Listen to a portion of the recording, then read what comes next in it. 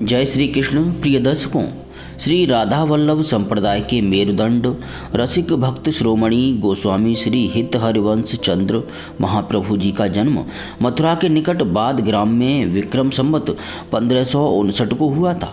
इनके पिता का नाम श्री व्यास मिश्र जी और माता का नाम था श्री तारा देवी।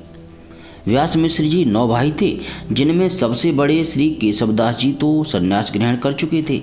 उनके संन्यास आश्रम का नाम श्री नृसिंह आश्रम जी था। शेष 8 भाइयों के केवल यही एक व्यास कुल दीपक थे, इसलिए ये सभी को प्राणों से बढ़कर प्रिय थे और इसी से इनका लालन पालन भी बड़े लाड़ चाव से हुआ था। ये बड़े ही सुंदर थे और शिशुकाल में ही राधा नाम के बड़े प्रेमी थे। राधा नाम सुनते ही बड़े जोर से किलकारी मारकर हंसने लगते थे। कहा जाता है कि जब इनकी 6 माह की अवस्था थी तब इन्होंने पालने पर पौड़े हुए श्री राधा सुधानिधि स्तव का गान किया था, जिसे इनके ताऊ स्वामी श्री नृसिंह आश्रम जी ने लिपिबद्ध कर लिया था। इनके बचपन की कुछ बातें बड़ी ही विलक्षण हैं, जिनसे इनकी महत्ता का अनुमान होता है। एक दिन ये अपने कुछ साथी बाल सखाओं के साथ बगीचे में खेल रहे थे। वहाँ इन्होंने 2 गौर श्याम बालकों को श्री राधा मोहन के रूप में सुसज्जित किया। फिर कुछ देर बाद दोनों के श्रृंगार बदलकर श्री राधा को श्री मोहन और श्री मोहन को श्री राधा के रूप में परिणत कर दिया और इस प्रकार वेशभूषा बदलने का खेल खेलने लगे। प्रातःकाल का समय था। इनके पिता श्री व्यास जी अपने सेव्य श्री राधा कांत जी का श्रृंगार करके मुग्ध होकर युगल छवि के दर्शन कर रहे थे। उसी समय आकस्मिक परिवर्तन देखकर वे चौंक पड़े। उन्होंने श्री विग्रहों में श्री राधा के रूप में श्री कृष्ण को और श्री कृष्ण के रूप में राधा जी को देखा। सोचा वृद्धावस्था के कारण स्मृति नष्ट हो जाने से श्रृंगार धराने में भूल हो गई है। क्षमा याचना करके उन्होंने श्रृंगार को सुधारा, परंतु तुरंत ही अपने आप वह श्रृंगार भी बदलने लगा। तब घबराकर व्यास जी बाहर निकले। सहसा उनकी दृष्टि बाग की ओर गई। देखा कि हरिवंश अपने सखाओं के साथ खेल खेल में वही स्वरूप परिवर्तन कर रहा है। उन्होंने सोचा, इसकी सच्ची भावना का ही यह फल है। निश्चय ही यह कोई असाधारण महापुरुष है। एक बार व्यास जी ने अपने सेव्य श्री ठाकुर जी के सामने लड्डुओं का भोग रखा।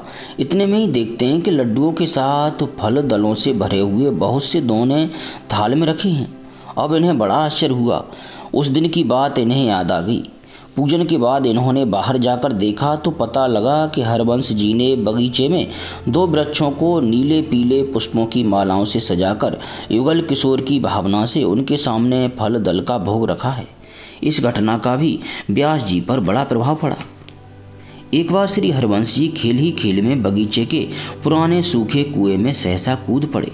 इससे श्री व्यास जी, माता और कुटुंब के लोगों को तो अपार दुख हुआ ही, सारे नगर निवासी व्याकुल हो उठे। व्यास जी तो शोकाकुल होकर कुएं में कूदने को तैयार हो गए। लोगों ने जबरदस्ती उन्हें पकड़कर रखा। कुछ ही क्षणों के पश्चात लोगों ने देखा कि कुएं में एक दिव्य प्रकाश फैल गया है और श्री हरवंश जी श्री श्याम सुंदर के मंजुल श्री विग्रह को अपने नन्हे नन्हे कोमल कर कमलों से संभाले हुए अपने आप कुएं से ऊपर उठते चले आ रहे हैं। इस प्रकार हरवंश जी अपने आप कुएं के ऊपर पहुंच गए और उनके पहुंचने के साथ ही कुआं निर्मल जल से भर गया। माता पिता तथा अन्य सब लोग आनंद सागर में डुबकियां लगाने लगे। श्री हरिवंश जी जिन भगवान श्याम सुंदर के मधुर मनोहर श्री विग्रह को लेकर ऊपर आए थे, उस श्री विग्रह की शोभा श्री अतुलनीय थी। उसके एक एक अंग से मानो सौंदर्य माधुरी का निर्झर बह रहा था। सब लोग उसका दर्शन करके निहाल हो गए। तदनंतर श्री ठाकुर जी को राजमहल में लाया गया और बड़े समारोह से उनकी प्रतिष्ठा की गई। श्री हरिवंश जी ने उनका परम रसमय नामकरण किया, श्री नवरंगी लाल जी। अब श्री हरवंश जी निरंतर अपने श्री नवरंगी लाल जी की पूजा सेवा में निमग्न रहने लगे।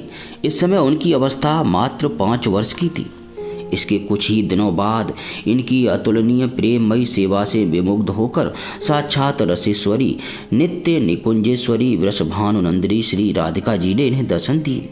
अपनी रस भावनापूर्ण सेवा पद्धति का उपदेश किया और मंत्र दान करके इन्हें शिष्य रूप में स्वीकार किया।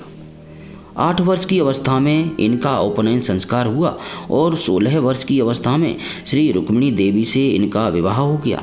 माता पिता के गोलोकवासी हो जाने के बाद ये सब कुछ त्याग कर श्री वृंदावन के लिए विदा हो गई। श्री नवरंगी लाल जी की सेवा भी अपने पुत्रों को सौंप दी इन्होंने और उसके बाद चले आए वृंदावन। देववन से ये चिड़ियावल चले आए। यहाँ आत्मदेव नामक एक भक्त ब्राह्मण के घर ठाकुर जी श्री राधा वल्लभ जी विराजमान थे। आत्मदेव जी को स्वप्न में आदेश हुआ कि तुम्हारी जो दोनों पुत्रियां अर्थात श्री कृष्णदासी और मनोहरी हैं, उनका श्री हित हरिवंश जी से विवाह कर दो और दहेज रूप में मुझे दे देना। यदि वे विवाह के लिए न माने तो उन्हें मेरी आज्ञा बता देना, तब वे अवश्य प्रस्तुत हो जाएंगे। आत्मदेव जी ने ऐसा ही किया और उसी के अनुसार श्री राधा वल्लभ जी महाराज को हरिवंश जी वृंदावन ले आए। वृंदावन में मदन टेर नामक स्थान में श्री राधा वल्लभ जी ने प्रथम निवास किया।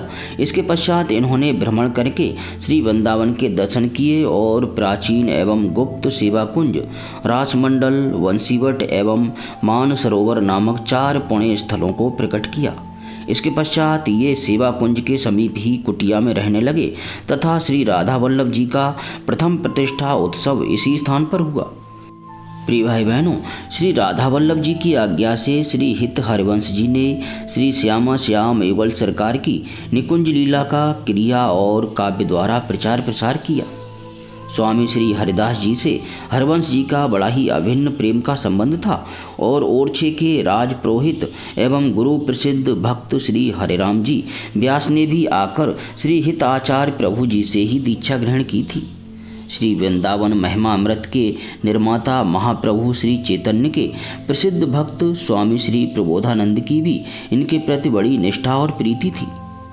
श्री भगवान की सेवा में किस प्रकार अपने को लगाए रखकर कैसे अपने हाथों सारी सेवा करनी चाहिए, इसकी सुंदर शिक्षा श्री हित हरिवंश प्रभु जी के जीवन की एक घटना से मिलती है। श्री हित हरिवंश जी एक दिन मानसरोवर पर अपने कोमल कर कमलों से सूखी लकड़ियां तोड़ रहे थे। इसी समय इनके प्रिय शिष्य दीवान श्री नाहरमल जी इनके दर्शनों के लिए वहां आ पहुंचे। नाहरमल जी ने प्रभु को लकड़ियां तोड़ते देख दुखी होकर कहा, प्रभु आप स्वयं लकड़ी तोड़ने का इतना बड़ा कष्ट क्यों उठा रहे हैं? यह काम तो किसी कहार से भी कराया जा सकता है। यदि ऐसा ही है तो फिर हम सेवकों का तो जीवन ही व्यर्थ है। प्यारे प्रभु प्रेमियों, नाहरमल के आंतरिक प्रेम से तो प्रभु का मन प्रसन्न था, परंतु सेवा की महत्ता बतलाने के लिए उन्होंने कठोर स्वर में कहा, नाहरमल तुम जैसे राजसी पुरुषों को धन का बड़ा मद रहता है, तभी तो तुम श्री ठाकुर जी की सेवा कहारों के द्वारा करवाने की बात कहते हो। तुम्हारी इस भेद बुद्धि से मुझे बड़ा कष्ट हुआ। कहते हैं कि श्री हितवरवंश प्रभु जी ने उनको अपने पास आने तक से रोक दिया, केवल इसी बात से। आखिर जब नाहरमल जी ने दुखी होकर अनशन किया, पूरे 3 दिन बीत गए, तब वे कृपा करके नाहरमल जी के पास गए और प्रेम पूर्ण शब्दों में बोले, भैया प्रभु सेवा का स्वरूप बड़ा विलक्षण है। प्रभु सेवा में हेयोपादेय बुद्धि करने से जीव का कल्याण हो जाता है। ऐसा विरोधी भाव मन में नहीं लाना चाहिए। प्रभु सेवा ही जीव का एकमात्र धर्म है। मैं तुम पर प्रसन्न हूँ, तुम अन्न जल ग्रहण करो। यूँ कहकर उन्होंने स्वयं अपने हाथों से प्रसाद दिया और भरपेट भोजन कराया। श्री हित हरिवंश जी महाराज राधा वल्लभ संप्रदाय के मेरुदंड हैं। इन्हें श्री कृष्ण की वंशी का अवतार माना जाता है। 48 वर्षों तक इस धराधाम को पावन करने के पश्चात विक्रम संवत 1609 को शारदीय पूर्णिमा के दिन इन्होंने निकुंज लीला में प्रवेश किया। गोस्वामी हित हरिवंश रचित 2 हिंदी ग्रंथ हित 84 और स्फुटवाणी तथा 2 संस्कृत ग्रंथ राधा सुधानिधि एवं यमुना अष्टक प्राप्त होते हैं। राधा जी की स्तुति में रचित उनका यह पद द्रष्टव्य है। व्रज नव तरुण कदम्ब मुकुट मने श्यामा जो बनी, नख सिकलों अंग अंग माधुरी मोहे श्याम धनी। यों राजत कवरी गूथित कच कनक कंज बदनी, चिकुर चंद्र कन बीच अरध विधु मानो अग्रशत फनी।